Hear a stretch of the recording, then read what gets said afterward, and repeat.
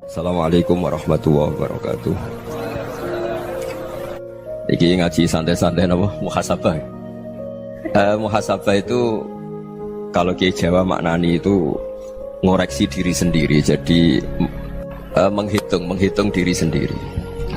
Ini pas bidang yang saya tekuni tadi karena Habib Ahmad yang minta kemarin sama ibu siapa dari Indonesian Power itu. Ibu Lia, saya turutin sekaligus saya sambil belajar terus tentang muhasabah. Dalam konteks Indonesia, muhasabah itu sudah jadi perilaku ya. Karena dulu orang tua saya, guru-guru saya kalau ngandani itu, bayangkan kalau kamu jadi dia. Jadi misalnya kita mentang-mentang atasan, otoriter sama bawahan. Bayangkan kalau kamu jadi yang bawahan itu kayak apa? Laukun tamakanah, kalau orang Arab bilang, bayangkan kalau kamu di posisi dia. Makanya guyonannya orang-orang Indonesia itu kan orang ngaramkan judi gitu, bareng dikasih tahu. Tapi yang menang anak jenengan, alhamdulillah. Ternyata ngaramkan itu karena ada anaknya. Kalau anaknya yang menang ya seneng. Meskipun itu guyonan, tapi saya punya padanan itu dalam kitab hikam. Nabi Ibrahim itu Khalilur Rahman, tentu bencinya minta ampun sama yang namanya maksiat. Suatu saat beliau diterbangkan di alam malakut. Itu kalau di hikam saya halaman 15 juga. Saya masih ingat betul. Mungkin kalau Anda beda halaman karena beda cetakan.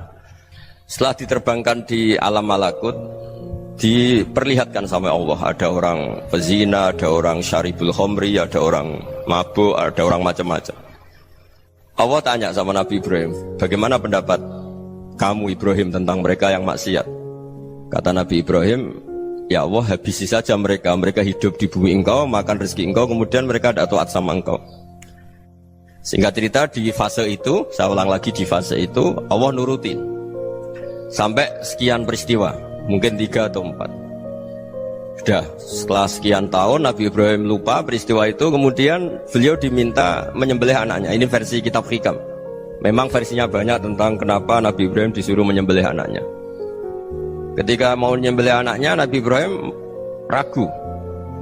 Huwa samratu fuadi, anak saya ini buah hati saya, kenapa engkau suruh menyembelih? Terus kata Allah, apa kamu tidak ingat ketika kamu saya angkat di alam malakut, kemudian kamu usul bunuh-bunuh, saya tidak mempertimbangkan usul Anda, tapi kenapa sekarang saya merintahkan kamu mikir gitu? Terus, ya karena ini anak saya ya Allah. Terus kata Allah, rumang samu wong sing bukan mata ini gak gawean kau sing gawe kowe enak wae usul mata ini. Sebenarnya saya yang bikin, kemudian Anda enak aja usul membunuh. Semenjak itu Nabi Ibrahim itu di eranya itu asfaqun nas, orang paling sayang sama manusia. Karena kadang kita keras itu ya kebetulan itu udah anak kita, ada keluarga kita. Cara orang Jawa itu kan gitu ya, kalau ada perempuan terus macak yang macam-macam pakai sepeda motor cowok, terus wah itu luput suwuk, semoga-moga gini. Tapi setelah dikasih tahu, niku ponakane jenengan, semoga-moga selamat. Jadi jangan-jangan kemarin ahlil ma'asi itu kebetulan itu tidak keluarga kita. Kalau keluarga kita yang pernah salah pada kita, semangat kita mintakan maaf. Jangan-jangan kita didikte hukum sosial gitu. Jadi orang yang salah, kebetulan itu orang yang menservis kita, atau keluarga kita, atau orang dekat kita. Jangan-jangan semangat kita mintakan ampun. Tapi kalau sama orang lain, kebetulan musuh kita semangatnya minta itu kena azab. Nah ini yang nggak boleh dalam Islam. Islam mengajarkan niru Rasulullah SAW, Nabi itu rahmatal lil alamin. Bahkan kemarin saya ngaji virtual sama beberapa habaib. Ada Habib Ali Al-Jufri dari Mesir, ya, ada Habib Alwi dari Kuitang, ada Habib Nabil Al-Musawa. Dari sekian habaib itu saya masih ingat, diantaranya yang didawuhkan rahmatan lil alamin itu ketika Nabi adzahu qaumuh, disakiti oleh kaumnya, dan itu mereka masih kafir semua. Itu mereka dapat doanya Nabi, Allah mahdi qaumi fa innahum la ya'lamun. Kayak apa baiknya Nabi, orang yang menyakiti, yang melukai, tapi Nabi masih berdoa, Allah mahdi qaumi fa innahum la ya'lamun. Sayyidina Umar dapat doanya Nabi itu ya khina kana kafiran, ketika masih kafir didoakan, Allahumma izzal Islam bi Umar. Itu ketika masih kafir. Itu pelajaran bagi kita bahwa yang sedang tidak cocok pun itu berdapat doa kita. Ya doa supaya kondisi kita baik, hari tambah baik. Karena agama ini Saya berkali-kali bilang limangka nayarjuwa hawal yawmal akhir. Agama ini diperuntukkan bagi yang selalu punya harapan pada Allah Subhanahu wa taala. Saya cerita muhasabah ini tentang hubungan kita dengan Allah. Di Indonesia itu banyak orang fasik, banyak orang nakal. Ya di mana-mana orang nakal itu ya mayoritas, wa aksaruhum fasikun. Tapi berkahnya harapan. Mungkin saya kira nakal sok benda, mungkin saya kira sholat sok ben sholat, mungkin sekarang belum sakhok, belum dermawan, suatu saat dermawan.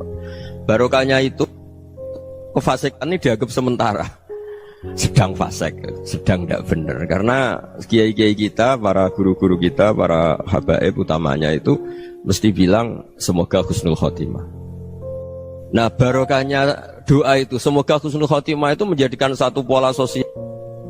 Yang sedang fasik ini masih diharapkan jadi lebih baik, jadi lebih. Sehingga kita tidak ngambil sikap ekstrim yang ingin menghabisi atau ingin mengadili, tidak, karena selalu kita punya harapan. Dan agama ini limangka nerjuwa hawal yawmal akhir. Bayangkan itu kalau yang nakal itu anak kamu, pasti kamu nggak ingin kan langsung dapat azab, dapat apa. Padahal kita semua jadi tokoh ini abul kulli, bapak dari semuanya. Sehingga ketika Rasulullah SAW jalan-jalan kemudian melihat perempuan sedang menyalakan api. Kalau apinya mati ditiup, anaknya dijauhkan. Nanti kalau sudah jauh dari api, anaknya digendong lagi. Terus kata Rasulullah, matur ke semua sahabat, Aro'aitum anna hadih tarihatan waladaha alan nar. Apa kamu berpendapat bahwa perempuan ini akan melemparkan anaknya ke neraka? Tidak ya Rasulullah. Tidak akan seorang ibu melemparkan anaknya ke api. Terus kata Rasulullah, Allahu arhamu min hadih biwaladiha. Allah lebih rahman, lebih rahim dibanding orang tua ini kepada anaknya.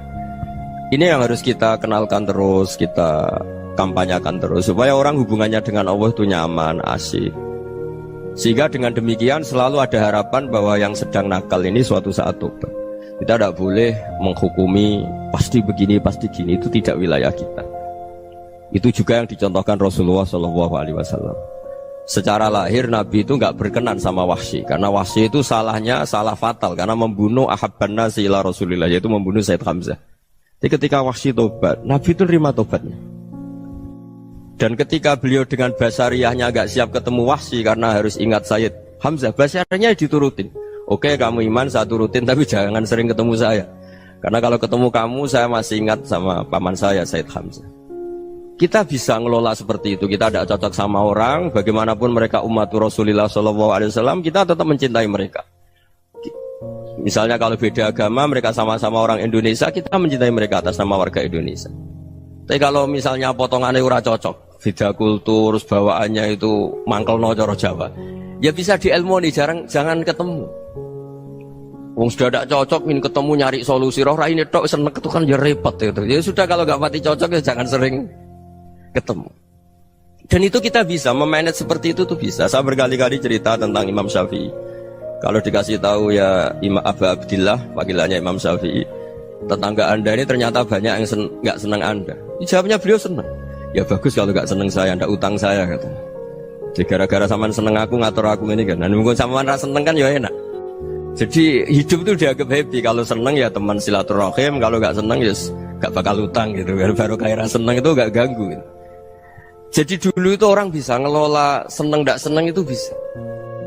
Karena ada kearifan hubungan dengan Allah Subhanahu wa ta'ala. Hidupnya selesai karena masyghul bi dzikrillah, mereka sibuk dengan Allah. Makanya kata ulama-ulama tasawuf, kamu jangan melihat manusia perilakunya, tapi kamu juga harus ingat yang gerakkan semua itu Allah Subhanahu wa ta'ala. Dengan demikian kita farah, kita senang. Makanya Nabi kalau ngutus Anas bin Malik kemudian nggak kesampaian yang diinginkan karena Anas main, ketika garwa-garwani Nabi agak tersinggung, Nabi andaikan Allah menghendaki yang saya inginkan kesampaian, pasti itu kesampaian. Jadi dianggap kegagalan Anas gak manggil yang dituju Nabi itu ya kersane Allah, ya enteng saja. Sayyidina Ali lebih parah lagi yang dialamin. Itu dalam beliau kalau dipanggil itu gak cepet-cepet ke sana. Ketika ditanya, kenapa kamu tak panggil gak cepet ke saya? Amin tu ukubatak, karena aku tahu kau orang baik. Orang baik itu pemaaf. Jadi makanya orang-orang soleh dulu itu bodoni itu. Makanya sekarang kalau ada orang bodoni itu mesti bidik orang soleh. Kalau orang-orang soleh itu kakean husnudzon lagi sering dibodonin. Abdullah bin Umar itu masyhur itu. Kalau ada budaknya sering sholat, sergap sholat itu dimerdekakan. Akhirnya nggak sholat pun pura-pura sholat. Akhirnya juga dimerdekakan. Ketika ditanya, kenapa engkau merdekakan? Padahal mereka sholatnya menipu engkau, kata pembisik-pembisik itu. Man khoda'ana lillah in khoda'na lah. Dia nipu atas nama Allah, berarti saat tertipu juga atas nama Allah. Gak masalah dong, semuanya demi Allah Subhanahu wa ta'ala. Jadi ketika kita ketemu mensifati Allah Ta'ala itu ghafir, Allah pemaaf. Jangan kamu gak fair untuk diri kamu nyifati Allah ghafir, pada orang lain Allah kamu sifati syadidul iqab. Jadi Allah kamu atur, kayak MC tadi ngatur saya. Jadi Allah itu apa? Kalau pada saya ghafir, kalau pada musuh saya syadidul iqab. Itu tidak fair. Kalau Anda punya harapan kepada Allah karena Allah Rahman Rahim, Allah ghafir, sebenarnya Allah pada musuh kita ya bisa saja Allah ghafir, bisa saja Allah Rahman Rahim. Sehingga kita melihat orang lain yang kita tidak cocok itu ya enteng saja. Itu min ummati Rasulillah sing tanaluhu syafa'atu, tanaluhu sa'atu rahmati, tanaluhu fair. Jangan dengan kita kayak mesti dapat rahmat. Jangan orang lain kayak Allah pasti syadidul iqab. Itu tidak boleh. Sehingga ketika ada orang Badui, singkat cerita orang Badui ini kencing di masjid, semua sahabat membentak dia. Yang enggak bentak hanya Nabi tok. Saking mangkalnya orang ini karena semua sahabat bentak kecuali Nabi. Setelah dibenarin Nabi, terus Nabi nyuruh Sobbu ali dhanuban min ma'in. Setelah disucikan masjid itu, dia berdoa keras sekali. Allahumma arhamni wa Muhammadan wa la tarham ma'ana ahadan. Ya Allah, yang berhak dapat rahmatmu hanya saya dan Nabi Muhammad, yang lainnya jangan gitu. Karena yang lainnya tuh jengkelin, gitu aja saya salah dimarah-marahin gitu. Jadi kalau kamu doa terbatas ya kayak orang Bedui ini, kayak orang Arabi. Apa kata Nabi? Laqad tahajjarta wasi'an.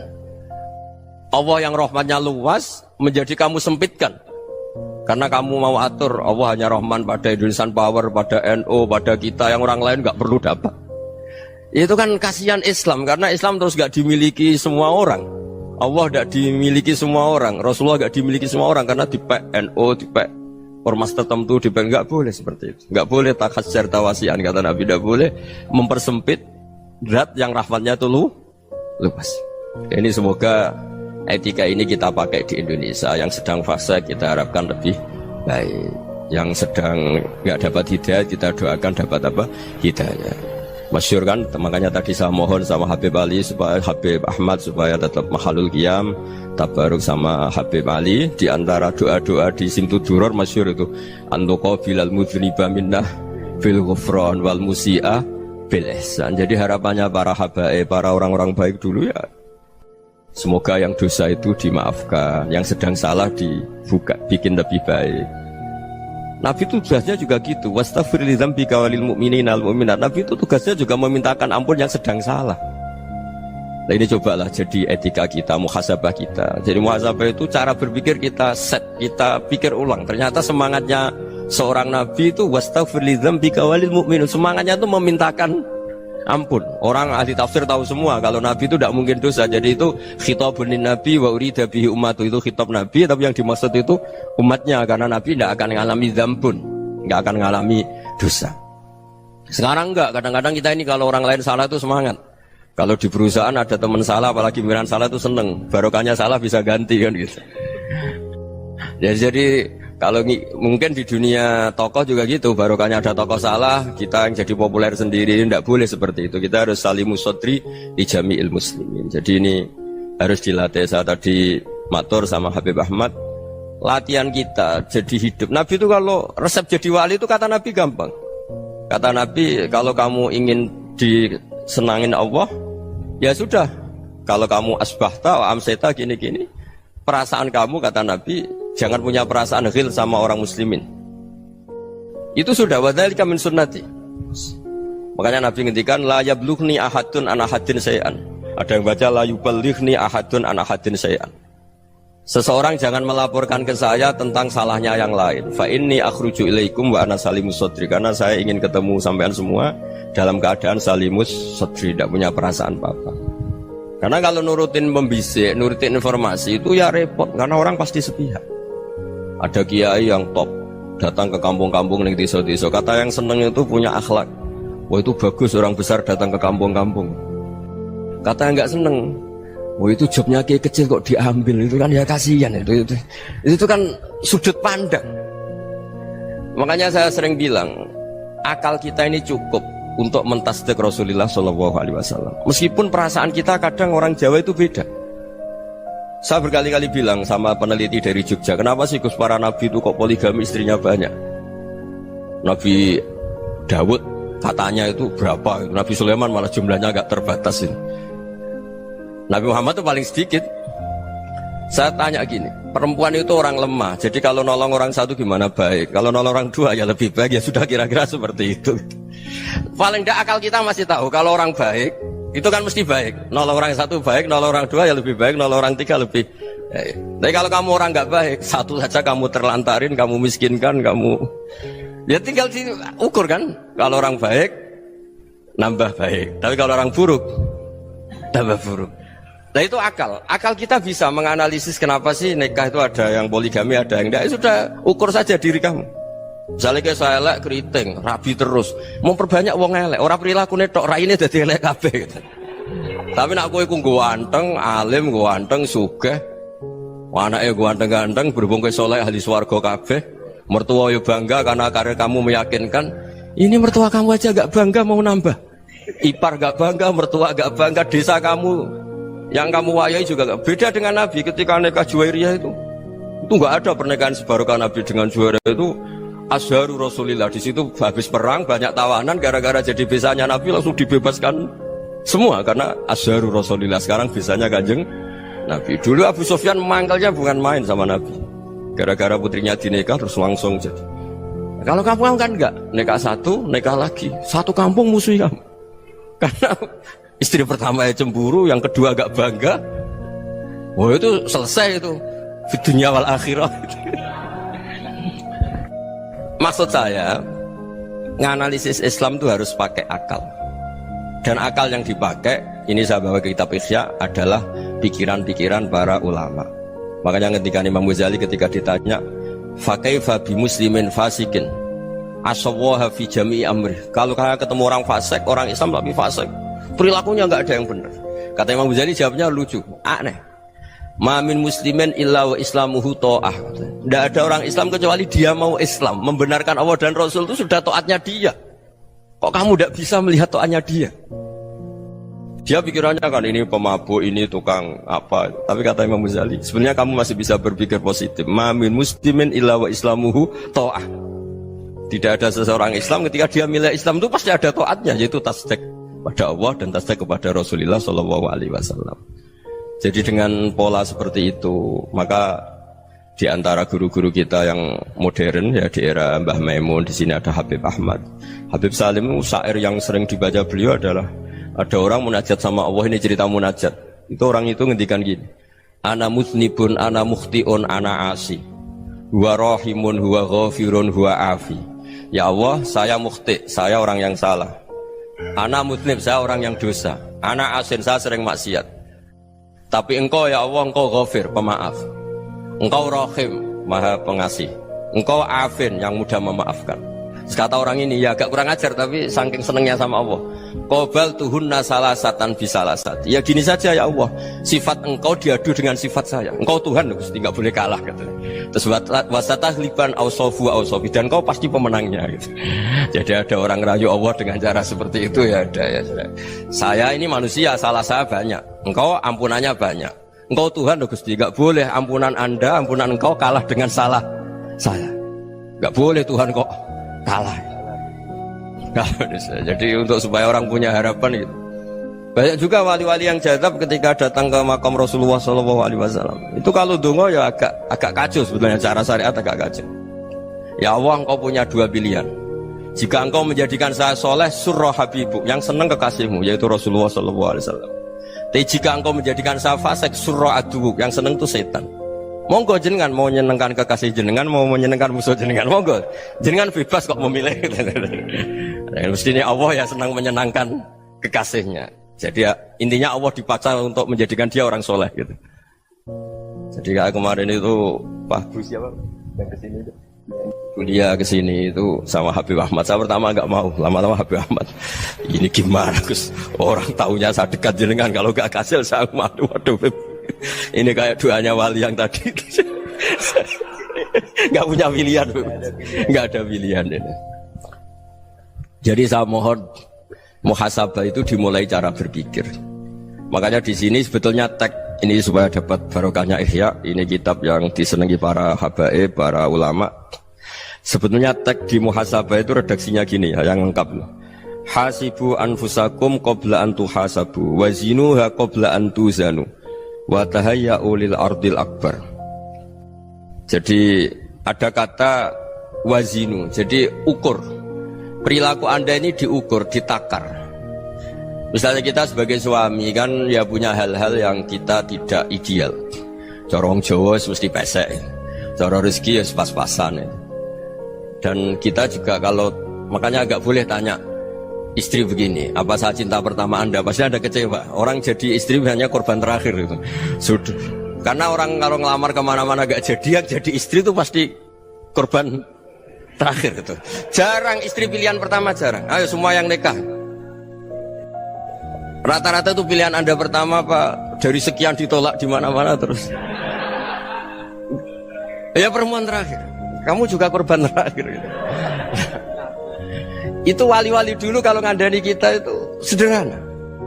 Antal ini masyhur diceritakan Habib Zain bin Semit dalam kitab Al-Manhajus Sawi. Antalam tajid min nafsika kullama turid. Fa kaifa turidu min ghairika kullama turid. Kamu yang ingin ideal saja kamu tidak menemukan pada diri kamu untuk menjadi ideal. Kamu kan ingin ganteng, ingin punya uang banyak, ingin perilaku Anda sempurna. Anda saja yang punya keinginan tidak bisa mewujudkan keinginan Anda sendiri. Fakaifa turidu min ghairika ma turid. Jadi antalam tajid min nafsika kullama turid. Fakaifa turidu min ghairika kullama turid. Kamu yang punya keinginan saja. Misalnya saya ingin punya uang banyak, perilaku saya selalu benar, gak pernah salah. Loh, saya yang ingin saja dengan diri saya gak bisa untuk benar terus. Kok kamu berharap orang lain selalu benar? Jadi antalam tajid ya sama. Kalau kamu menuntut istri kamu itu ramah, neriman, apa kamu neriman sama wajah istri Anda gitu? Engkau ya pola neng dindi jajaki sana jajaki sini, kamu sendiri tidak tahu apa. Jadi itu nasihat yang luar biasa. Antalam tajid min nafsika kullama turid, fa kaifa turidu min ghairika kullama turid. Kamu mau menghormati semua orang? Tidak mau kan? Kemudian Anda berharap semua orang menghormati kamu. Kamu tidak ingin kan orang lain semua menghujat kamu. Sementara kamu enak aja menghujat orang lain. Makanya Rasulullah SAW luar biasa ketika bikin kaidah sosial. Apa la yu'minu ahadukum hatta yuhibba li akhihi ma yuhibbu li nafsi. Jadi kalau ukuran iman itu sederhana. Kalau sesuatu itu baik, nyaman bagi Anda ya bayangkan itu pada teman Anda. Misalnya Anda bangun tidur sudah acak-acakan, gak punya uang, utang jatuh tempo, kan gak ingin ketemu orang.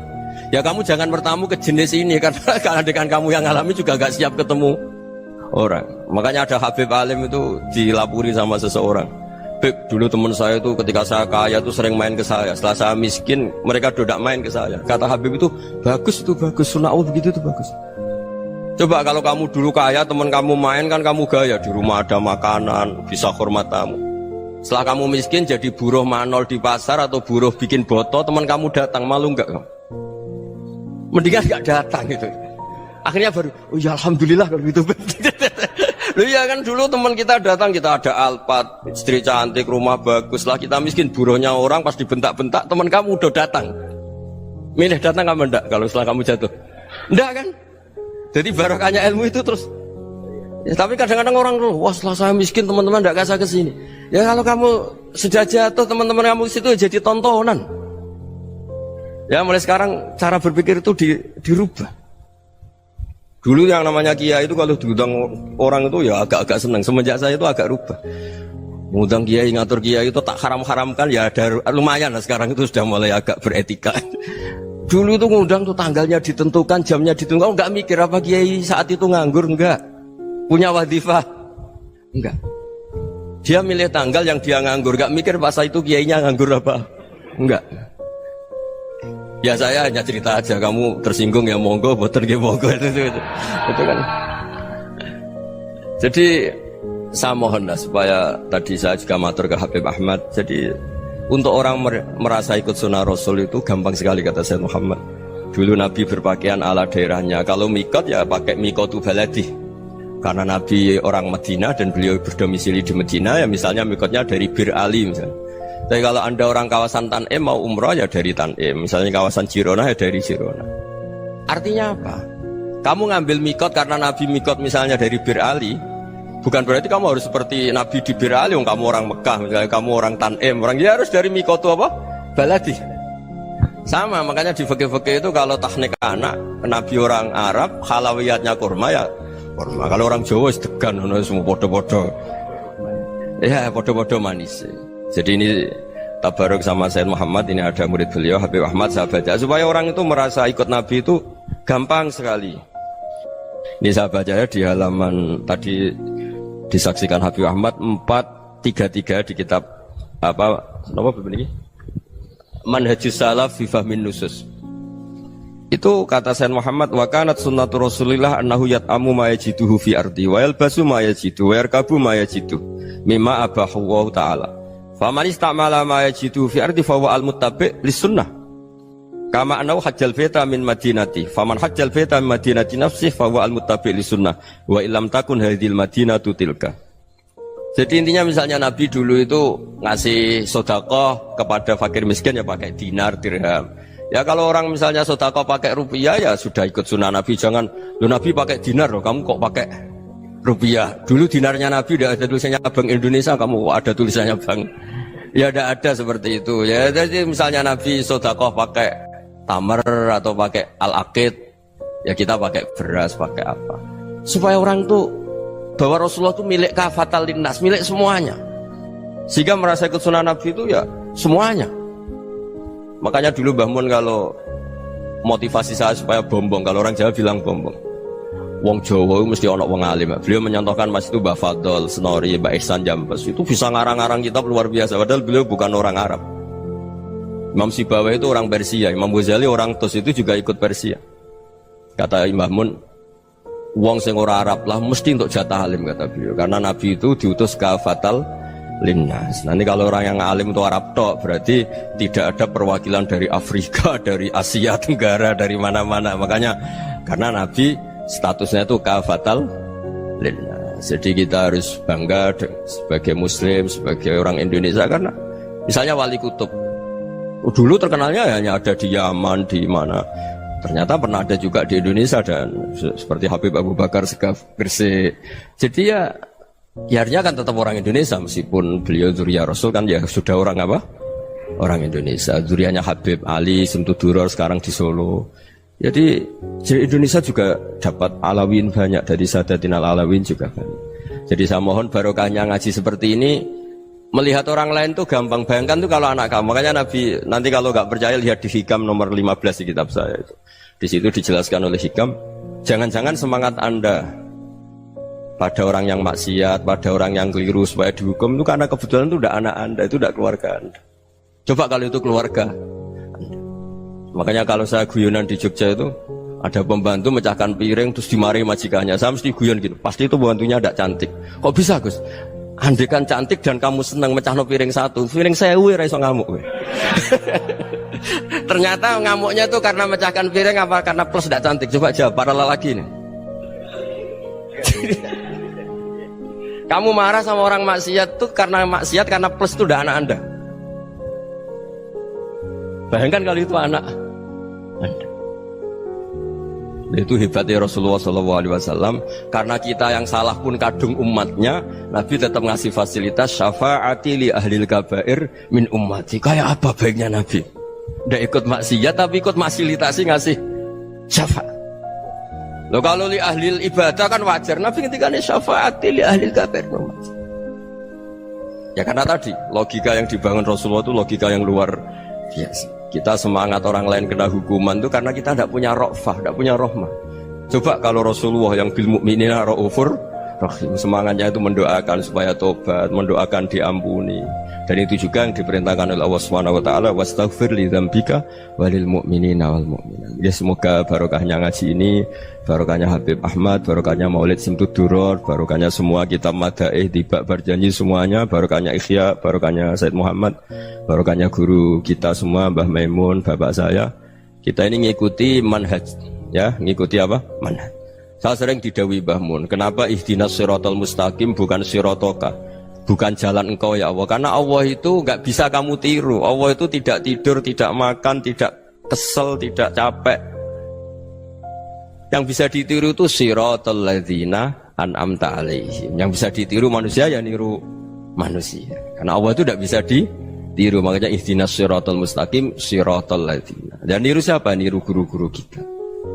Termasuk niru cara pandang. Jadi misalnya ada orang awam di rumah itu hanya delok reng, delok tikus liwat, itu kan kayak nganggur. Ora tahajud malah main delok reng. Melihatnya jangan gitu. Huwa tarokal ma'asiyah. Dia di rumahnya ndak dugem, ndak kemana-mana. Dia berarti malam itu tarkul ma'asi. Tidak nyopet, tidak garong, tidak ke tempat maksiat. Susahnya apa sih husnudzon? Jadi jangan lihat huwa tarkut tahajud, huwa tarokat tahajud, wa taroka qiyamal lail. Oke ya, namanya orang begitu ya tidak tahajud, tidak qiyamul lail. Tapi susahnya apa sih kamu bilang huwa tarokal ma'asiyah? Dia juga meninggalkan maksiat, dan tarkul maksiat itu ibadah. Supaya orang tuh gampang lah husnudzon sama orang muslim. Ini orang mukmin, orang yang luar biasa. Di mata Allah itu orang yang luar biasa. Kayak tadi Imam Ghazali, kalau saya ketemu orang muslim kemudian dia tidak pernah baik, gimana? Kata Imam Ghazali, ma min muslimin illa wa islamuhu ta'ah. Tidak ada orang Islam ketika dia mentasdihkan Allah dan Rasulullah, berarti dia juga punya taat. Ya ini latihan saja, sing iso nglakoni Habib Ahmad kula namung cerita mawon. Kula cerita secara akademik, saya punya kitab, saya baca, dan alhamdulillah kita paham barokahnya para guru, dan supaya terbiasalah. Sebaik-baiknya ibadah husnudzon billah wa husnudzon bil mu'minin. Soal tidak cocok ya diilmoni tadi ya, namanya nggak cocok ya jangan sering ketemu. Seperti Rasulullah SAW, beliau karena sangat mencintai Said Hamzah, ketemu orang yang pernah begitu sama Said Hamzah ya beliau secara basyariah tidak siap. Tapi beliau secara cara bahasa sekarang, secara profesional, kalau beliau seorang nabi dan harus menerima tobatnya siapapun ya diterima. Saya meskipun dengan A, B gak cocok karena dia begini-begini sama saya, tapi saya ingat dia sholat, dia baca sholawat, dia mencintai Rasulullah, ya kita hormat. Ya soal gak cocok ya di manage tadi ya, zuruhiban tasdid huban. Kalau gak pati cocok ya jangan sering ketemu, bawaannya enak nanti. jadi ya semuanya itu diilmoni lah.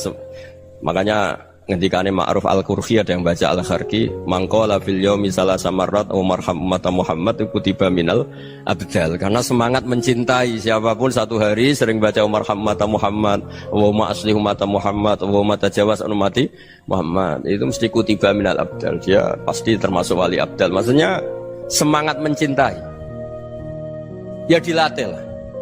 Misalnya Indonesia Power atau PLN, andai kan tidak ada PLN tuh kayak apa? Orang nggak bisa ngaji, nggak bisa aktivitas. Ya barokahnya ada PLN, barokahnya jasanya.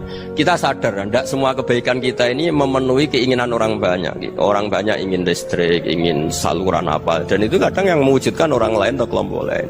Ya karena itu manfaat ke orang lain ya kita doakan. Karena khairunas anfa'uhum linnas. Sehingga kita terbiasalah ngakui orang lain. Seperti semangatnya Rasulullah SAW, semuanya itu didoakan, semuanya diinginkan kebaikannya. Bahkan Nabi gak putus asa sampai di akhirat. Ketika Nabi lain sudah putus asa karena sudah akhirat, sampai dimintai syafaat semuanya bilang nafsi, nafsi. Karena merasa semuanya gak punya nyali di depan Allah. Karena ini sudah akhirat, sudah finish. Tapi apa Rasulullah? Analah. Ya udah, saya sanggup mensyafaati kalian. Terus kata Nabi, fa'atiyal arsya. Saya mendatangi aras fa'akhirru lahu sajidan, saya sujud wa ahmaduhu bima hamida 'allamaniha rabbi. Kemudian saya tetap muji Allah dengan pujian yang terus menerus. Padahal sudah di akhirat, sudah finish. Nabi dimintai syafaat masih sanggup karena Nabi tahu akhirat tidak bisa mendikte Allah, tidak bisa. Allah terus bilang, "Ya Allah, ini akhirat loh, engkau sudah tidak boleh mensyafaati." Tidak bisa. Allah tidak bisa diganggu akhirat. Allah tidak boleh dibatalkan rahmannya oleh akhirat. Allah tetap Rahman Rahim abadal abad. Dan Nabi tahu itu. Makanya kata para ulama, fa Muhammadun ahmadu min ghairihi. Jadi Nabi Muhammad namanya dua, yang terkenal.